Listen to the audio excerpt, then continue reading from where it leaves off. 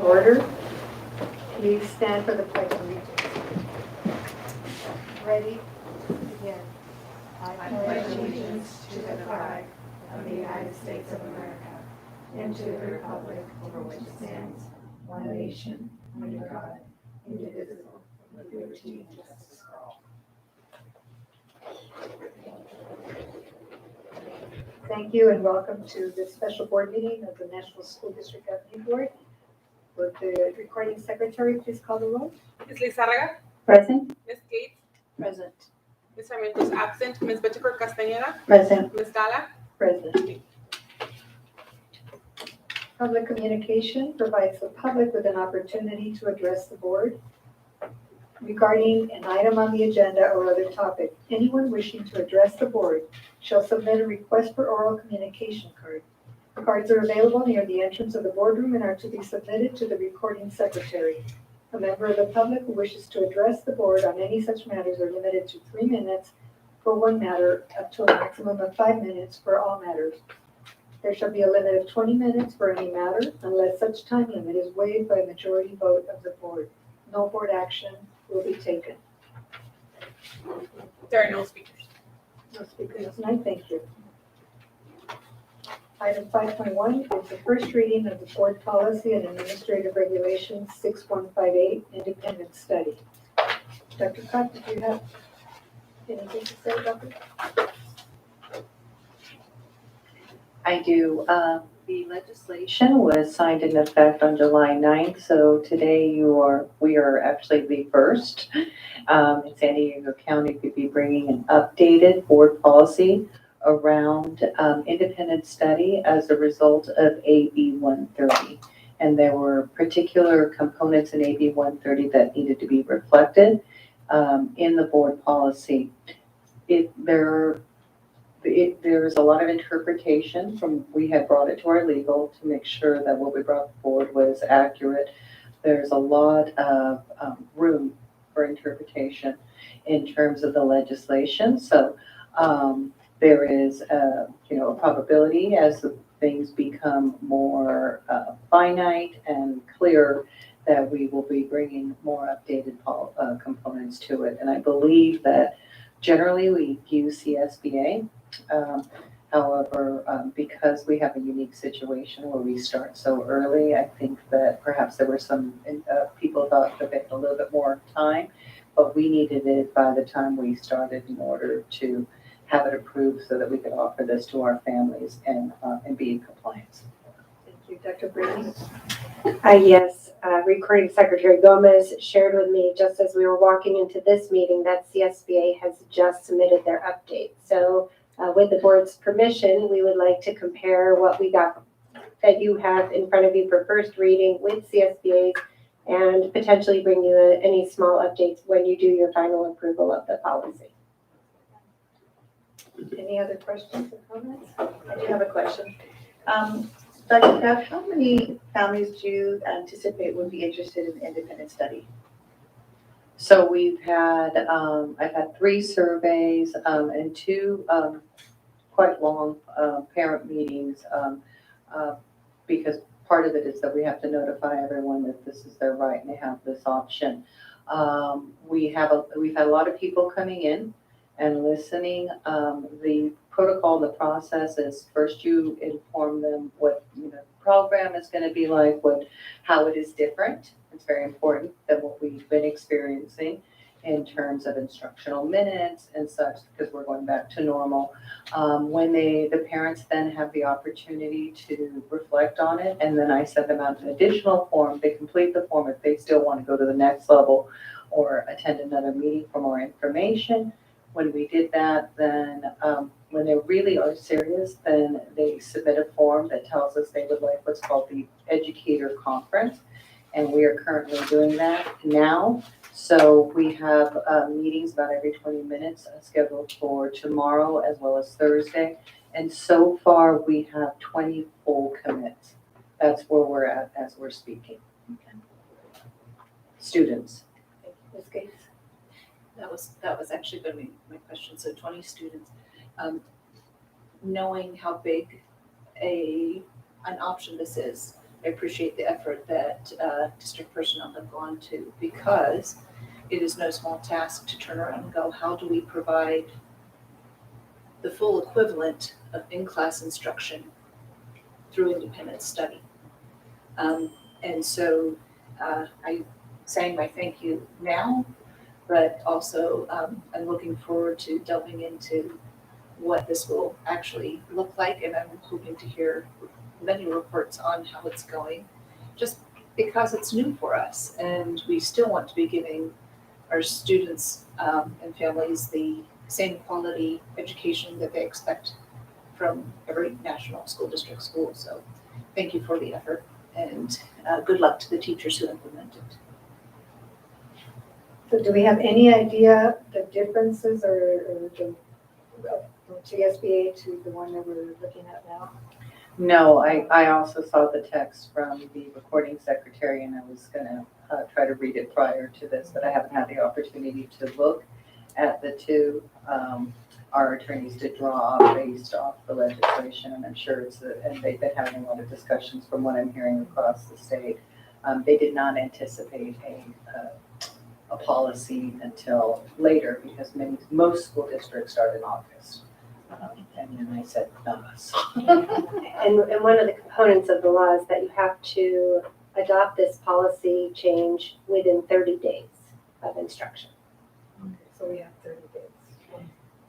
Again, The children's story. yeah, there was some, there are some parameters around this. I think the most important piece is that they wanted the new requirements of the legislation to be in practice. And so they did offer a waiving of multiple readings, but it's good to read it a couple times just in light of what happened.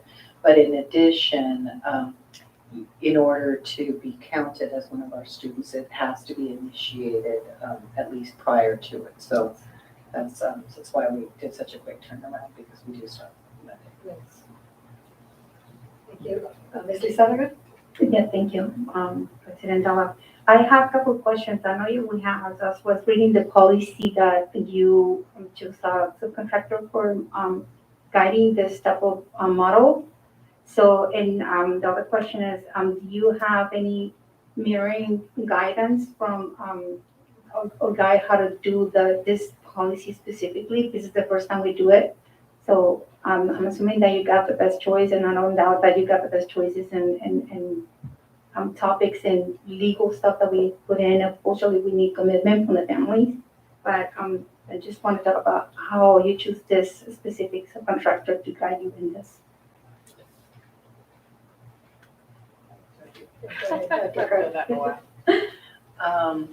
Yes, we have a master agreement and a contract that we've actually developed in anticipation of this, because this is an independent study that would exceed 15 days.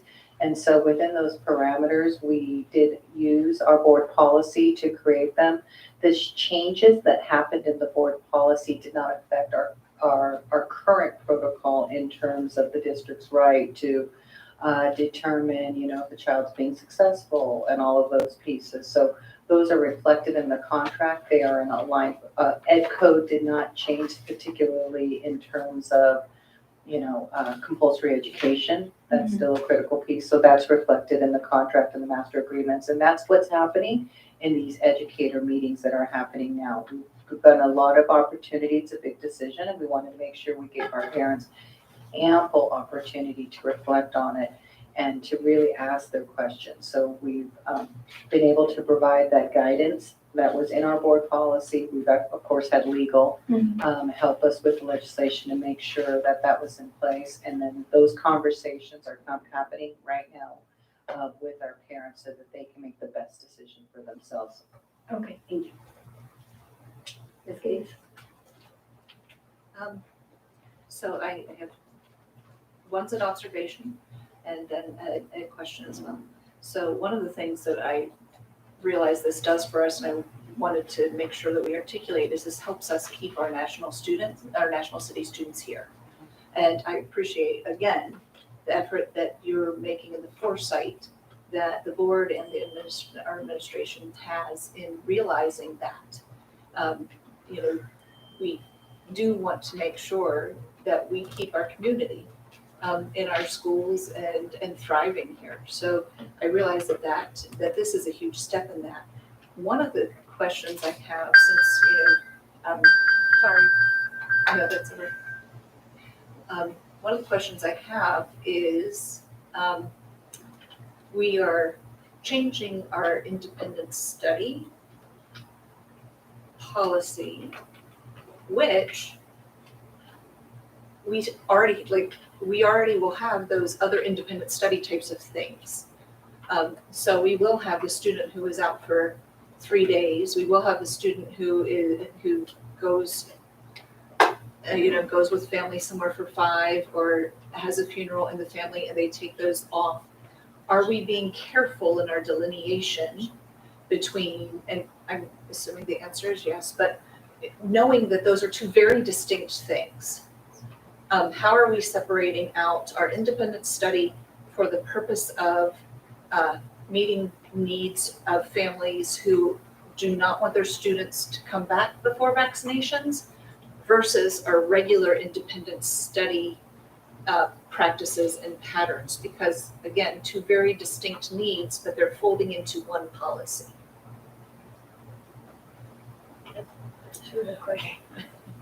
I haven't been able to press the button in a while. Thank you, Ms. Gates. Yes, actually reflective in the policy is all the new legislation and provisions kick in after 15 days. So it's long-term independent study. Prior to the 15-day window, it's still within the parameters of independent study, which can only be initiated after 5 days. So I'm calling that short-term independent study, which is what's our normal, right? That's what we're used to. And now the longer term, anything exceeding 15 days, kicks in those other components that come out of the legislation. In addition, any student who is a special needs student will have these opportunity to participate in this does have to go through the IEP process, whether if it's the long-term one. The short-term one, they're able to do it. The long-term one, they will have to, it does follow the IEP protocol process as set state by law, and that comes out in the legislation also. Thank you Thank you very much. Any other questions? Okay, moving right along. Item 6.1 is to approve contract CT 3866 with Fuel Education to provide services for independent study curriculum and instruction for the 2021-2022 school year. Do I have a motion? I motion to approve. Do I have a second? I second the motion. Is there any discussion?